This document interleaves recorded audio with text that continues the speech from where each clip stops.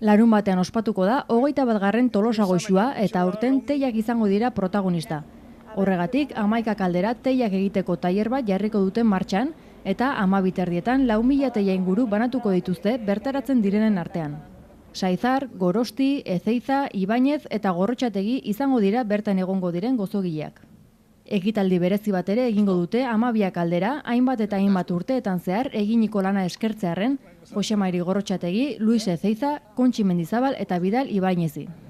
Urtero egiten da zagartarta lehiaketa ere ukiko degula, edozeinek parte hartu ezake, Tolosakoa izan, ero kanpokoa izan. Zagartarta lehiaketan parte hartzeko, bertan lehiakideek 10-etatik 11-etara bitartean ekarri beharko dituzte beraien zagartartak, eta aldez aurretikan telefono batera deitu, 943-6 telefonora, edo bestela feriak@tolosakoudala.net telefonoa, e-mailean izen eman dezakete. Bueno, teia oso produktu famatua da Europan, ez da gauza hemen autotonoa, eta Tolosa etorri da gutxi gora 1950 urteetan gutxi gora bera.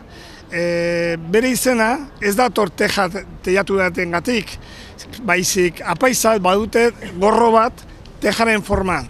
Eta horregatik dator izena tejaren pastakonek.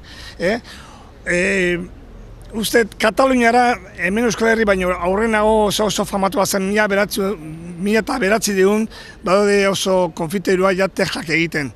Hemen pixka behan dugu etorri izan, eta hori izan pixkat historia. Gero hartu du hemen Tolosa pasterio batzuk, hasi ja empeñokin bat tejak egiten, eta gero hartu du fama Tolosako teiak.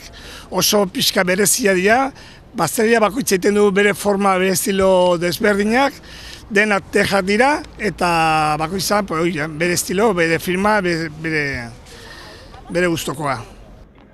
Nosotros las tejas hace, bueno, pues creo que bastantes años que se empezó a vender y a hacer. De hecho, creo que alguna vez ha salido comentario en el Diario Vasco de cómo un asador necesitaba un postre que pudiese mantenerse y por las cantidades y tal.